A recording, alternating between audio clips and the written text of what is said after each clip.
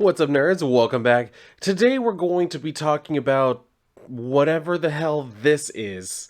One Star Squadron number 1.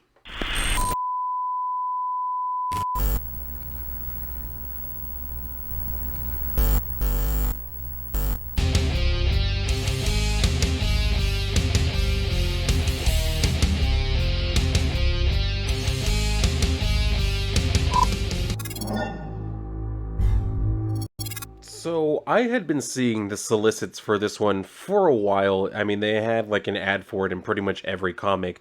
So I had already seen this cover for a while. I wasn't really sure what the hell it was going to be about. I kind of got an idea from the whole like 1 star thing. I was like, okay, some sort of like reviewing thing, and then the whole Superman level service at bizarro prices. I was like, okay, that's kind of like what they're doing with Booster Gold and Blue Beetle right now in the Blue and Gold series, where they've kind of like started their own little superhero agency type of thing. But I mean, it's actually the company itself isn't called One Star Squadron. We'll get into that in a second. It's actually called Heroes for You, which is what Booster mentioned in Blue and Gold. He was like, "Yeah, you don't need to worry about those clowns over there. Like, you'll come to us. We'll give you quality service." So, apparently, there are competing firms for this type of thing. I don't know. Let's just get into this because it starts out with one of these like cheesy type of commercials that you would see back in the day. I don't think they really do commercials like this anymore. And it just kind of gives you the whole thing. You weren't born a hero. You made yourself one through hard work and years of dedication. But not every hero gets the Justice League treatment. The rest of us have to work for a living. That's where Heroes for You comes in. And I just have to stop and mention, why is Hawkman on a Segway? What? Huh? I don't know. Anyway. So it goes on by saying, like, you may not be saving the world every week, but that doesn't mean you're not a valuable member of the superhero community. That doesn't mean you're not needed. Heroes for You is dedicated to helping heroes navigate the new and exciting gig economy. Among our many hero-tunities are telemarketing, and I gotta say, as soon as I saw this one, I just immediately had PTSD flashbacks of when I worked in a call center for a damn law firm. Yeah, it's not a fun time talking to crackheads like that. But anyway, so it says personalized video appearances, like that thing that they do for celebrities now, where you can like pay to have like someone wish you a happy birthday or some shit like that. So they use Black Condor here, which I was like, come on now, Black Condor's not a bad character, and for y'all to be using him like this. So he's like wishing Joel a very special bar mitzvah and final victory over his enemies.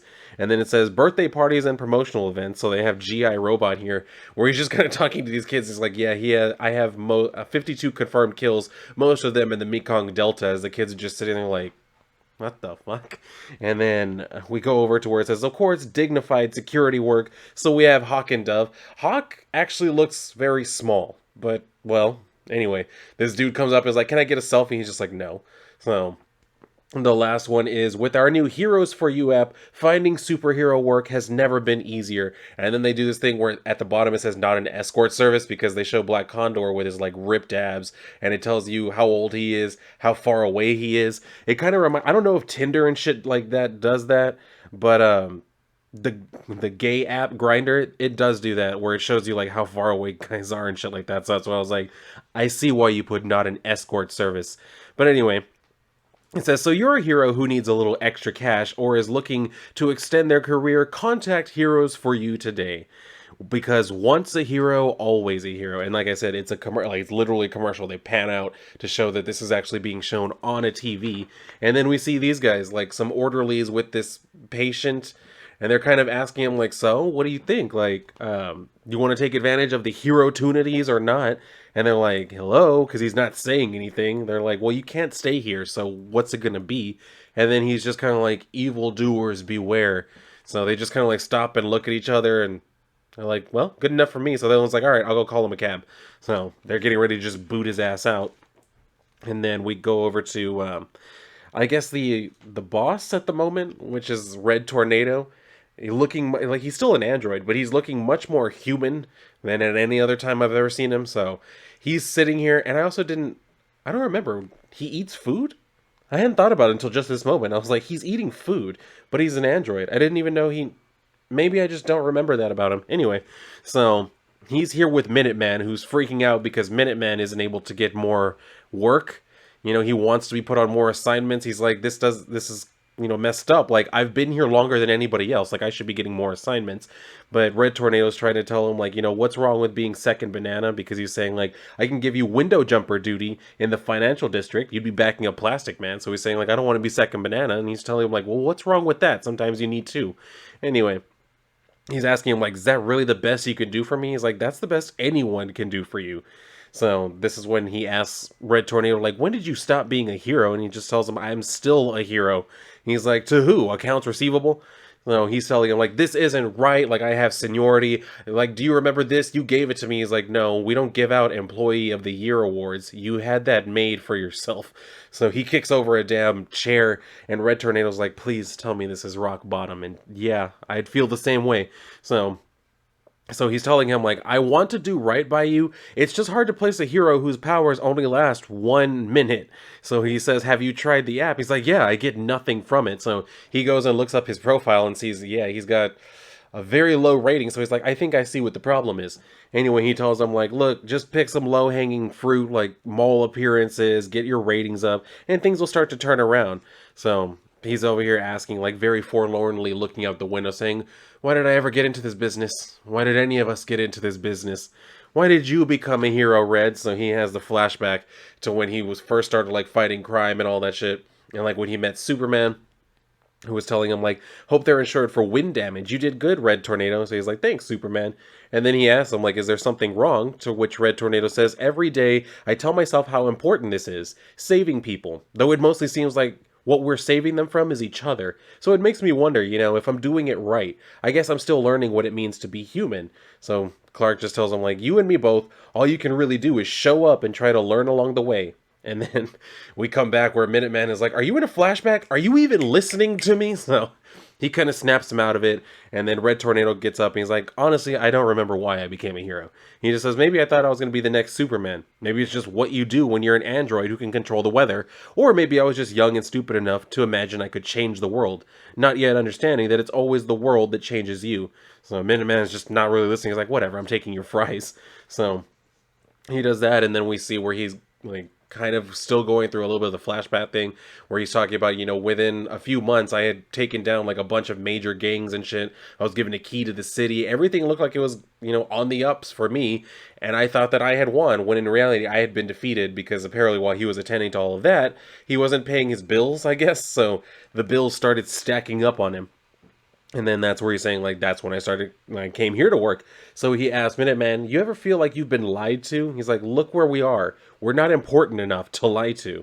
So then we see Power Girl pops her head and she's asking Red Tornado, like, do you have a minute? So he goes outside with her and they see this same guy. And if you're wondering, it says it on his, like, little hospital gown thing where it says Gangbuster. So yeah, that's a character not too many people know about, but anyway, they're bringing him back, and we'll get some more information. If you don't know the character, you get some more information on him, like, later on.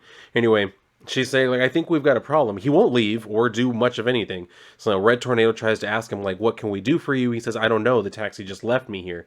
So he asks him, like, well, where do you live? And he says, I don't remember. So he says, a spouse? Any relatives we can call? He's like, I don't know. And then he asks him if he has hero insurance. He's like, I don't think so. So he tells Power Girl, like, go ahead, go back inside, take over for me for now. I'm going to try and do what I can for him. She's like, don't even worry about it. I have it under control. So he takes off with him. He says, it'll be okay. Come on. Everybody belongs somewhere. So he takes him back to his house where his wife is just like, oh, you're home early. He's like, yeah, I have a guy here that, you know, he needs help, and I'm trying to figure out, like, what we can do for him. But first, I figured we should probably get him a change of clothes so he can wear some of my old stuff. So he goes, like, to his computer and is like, I'm gonna go ahead and try to look some stuff up on him, while the wife takes him to the back. She's like, come on, like, we'll see what we can find you. So this is where, like I said, you're gonna get some more information on him. That he literally pulls up, like, his Wikipedia entry, and you can even see, like, the older picture of him. So he's like, oh good, there's a video. So he watches the video, which again we get, like, one of these type of things. So it just kind of gives us the lowdown on him. Trained by Metropolis legend Sugar Pop O'Toole, Jose Delgado quickly rose through the amateur ranks, where he gained the nickname Ironhead for his ability to take a punch. After the gangland murder of his mentor, Delgado took his fighting skills to the streets. So it says, and soon became known as Gangbuster, where we can see he's literally getting punched. He's like, is that really the best you got? And then he, he headbutts the motherfucker. So it says he's the scourge. He was the scourge of the metropolis underworld and hero to millions. So they kind of give him like an award and everything. And he says he's hungry for justice. And then he does the thing where he's like, evildoers beware. So and we come back over to like the present where he's Red Tornado's wife is there. She's like looking for clothes for him. And then he's not really paying all that much attention to her because he sees this clipping from a newspaper about the Royal Flesh Gang. And so he just sees that and they kind of like zoom in on the Ace of Spades, right? I think that's Ace of Spades. Anyway, she's over there talking about like different clothes and shit. And then he kind of has a flashback where it's like, this is him, the guy who took out half our gang, such a hero. How about we give you a medal? So he's like telling them, get off of me. And then they're like, we're going to cut you in places you didn't know you had. So he starts to have like his little freak out moment, and then he punches the damn thing. So of course that freaks her out. She tells Red Tornado to come in, and he just kind of like slinks down into the fetal position. Red Tornado comes in and is like, what happened? She says like, I don't know, he just started freaking out. So he apologizes to her because she's saying, I know you're doing the right thing here, but I can't have this in my house. If Treya had been home, he's like, I know. So Gangbusters telling, or I think it was what, Jose? Yeah, Jose is over here telling him, like, I don't know what's wrong with me. He's like, it's okay, just get dressed. So he gives him some clothes, and then we cut back over to the company Heroes for You, where we see GI Robot is on the phone, because they also sell, like, insurance, I think it is. Or no, this one's for their online college courses. So he's talking to someone about that, he's selling them on that, and that they have financial aid available, which ain't that convenient. So anyway, we see the heckler back there who's saying, like, that's great, I'll forward you to Dolores, who will take your credit card information, though what she'll do with it, frankly, is anybody's guess. So Power Girl is just like, wow, looks like you landed another sale, which means he wins the weekly bonus because they're doing this shit. And oh my god, I remember when they used to do shit like this at my job, where when I was in the call center, like they would do that type of shit for a little while. Like if you did really good on your job and they thought that you did really good I'm not even bullshitting you. It was like kindergarten. They had all of our names on a little chart and they would put gold stars. If we did really well and followed the rules and did all that shit, I wanted to drown myself. Like, I swear to God. I didn't even compete for the damn stars, and there were plenty of times that I won that shit just because I was like, this is not a complicated job. Oh god. Like I said, the flashbacks, they're coming again. Anyway, let's keep going. So he wins the damn like contest or whatever, and he's talking about stack that cheese, and then Flying Fox comes over and is like, great, now we'll be hearing about it all week long. He's like, life is largely a rotation of indignities.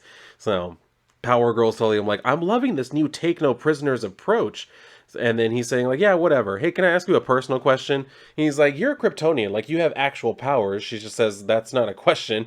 And he's like, no, hold on, let me get to it. He's like, why are you here? Like, you could be actually fighting crime, so why are you working in this place? So she's asking him like, have you read Maxwell Lord's book? And if you know the name Maxwell Lord, you should know that's reason to be concerned. Anyway, she's saying like this book changed her life, made her realize how much time she'd wasted fighting reality. So we see the book and it's like one of those type of self-help books where it's just a close-up on him. It says, realize the prize, and it's what 9 ways to take what's yours. So she goes on explaining, I've been on this planet for a long time, most of it spent fighting villains, and for what? It changed nothing. If anything, the villains just got stronger. Where we see that her problem is Lex Luthor, I guess, because he has all these different businesses like LexCorp, obviously, Lextel, which is supposed to be Intel, LexMex, which I guess is supposed to be like a Taco Bell thing, and then they had to take a few shots at actual companies. Well, Lextel would be Intel, so that is an actual company as well. Anyway, they do take 2 shots with Lex News, and you can tell that's obviously the Fox News logo, and then Lexflix, which is obviously just the Netflix thing. Anyway, she's saying, like, my powers would be useless if I'd ended up on a magic-based world. So why would it be any different here? Only the Earth isn't magic-based. It's money-based. Because you remember, capitalism bad, kids. Anyway, so why fight it? If you really want to change things, don't you have to go where the power is? He was like, alright, yeah, that's a smart cult. So she takes off, and Flying Fox is asking, like, what was that all about? And he's saying, like, I don't really know. Something about, like, taking control of your own life or something like that. I wasn't really paying attention, and then he throws the book in the damn trash. Which is what I would have done, too. Anyway, So we see where Red Tornado is driving with Gangbuster, and he's trying to like take him back to where he was living before, because he said he found this address for him in the Hall of Justice. So it's pretty old and might not really have any information for him, but well, it's worth a shot. So they go, knock on the door, this woman answers, and he's asking, I'm really sorry to interrupt you, but I was just wondering if, anybody here would happen to know anything about him.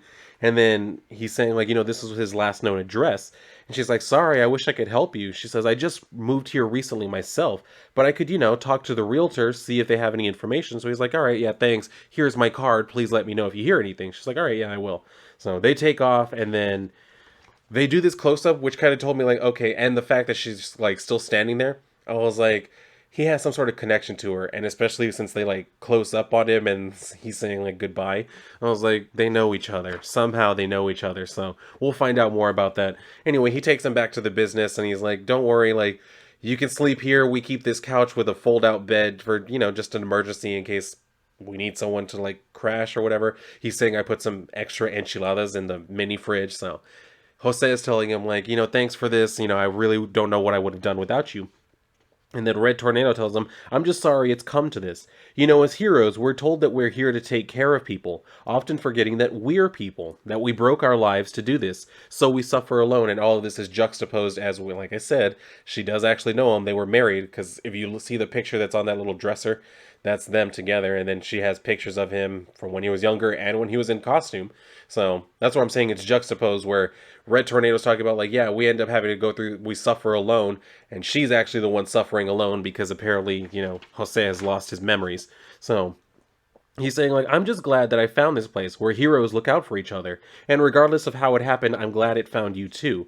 I just don't know what I'd do without this job. Anyway, I'll let you get some sleep. Good night. So he lays down, and then he's just kind of there for a little while. He's like, evildoers beware. So he just keeps with that refrain. So at some point, I'm assuming maybe he'll have some sort of flashback. Maybe he'll remember a little bit of something. We'll see. Anyway, we go over to the corporate part of Heroes for You, and we see that somebody, you should be able to figure out exactly who it is. Somebody is talking to the execs, kind of telling them, like, Red Tornado, he seems to not be with it so much. He's leaving a lot. He's not really focused. Everybody who works for him doesn't really seem to like him. They all seem to resent him. And then it says, and I think it's time for a change in leadership to be led by someone who understands how business works. So they say these are powerful accusations, but we thank you for bringing them to our attention. Would you mind keeping an eye on him for us? Let us know if we need to get rid of him. I'm pretty sure, and the only reason why I'm saying this is because, like, the black guy is wearing, like, green glasses with stars. I get the feeling this is some team that I don't really know that very well. Like that green team or whatever. You know what I mean? Like, I feel like it's one of those, but I didn't really want to go and look it up. So I was like, I'm pretty sure y'all are somebody, but I don't know who exactly. Anyway, what I found most interesting on this page was her bottle, which is like the vitamin water thing. It says meat water, which I was like, meat water? That's just gross. Anyway, so yes, it's Power Girl, and she's talking about, like, oh, perfect, you can count on me. And they say, that's good to know, Power Girl. So apparently she's going to be the villain. I don't know if she's going to be the villain because, as was mentioned, she read Maxwell Lord's book. So I don't know, like, that's the way that his power works, is that he's able to, like, convince people to do shit for him. So I don't know if he's in some way now controlling people who actually read his book, if that's how that's going to work now. I guess we'll find out. We'll see exactly what's going to come from that, I guess. But I honestly don't know if I'm going to keep picking up this series. I might just read it online or something, because it's like, it's not all that interesting. It's okay if you're into more of the, like, I guess, emotional and psychological aspects of being a hero, which I, for the most part, am not. You know what I mean? I want to see them actually doing hero stuff. And I mean, as we saw in Blue and Gold, you can have something like this whole corporate type of thing or business of being a hero. You can have that and still have it be an interesting book. This one doesn't really seem to be hitting that mark, so I don't think I'm going to be picking it up physically. I'll probably just be reading it online or something, but I don't know. We'll see. It could be an interesting concept. It just didn't really sell it very well. So I guess that's all I have to say on that one. But if anybody happened to pick this up or was just wondering, like, what is this book about? If you happen to see like any of the solicitations for it, then yeah, now you know what this is more or less about. But feel free to share any thoughts with me down below in the comment section. And if you liked the video, then definitely make sure to like the video. Make sure you're subscribed, hit the notification bell, that way you know when I have new content. If you'd like to share this video, you know I appreciate that. I really do. But if you're done here, then go and read a book. I don't know about this one, but go and read a book. And if not, then I'll see you on my next video.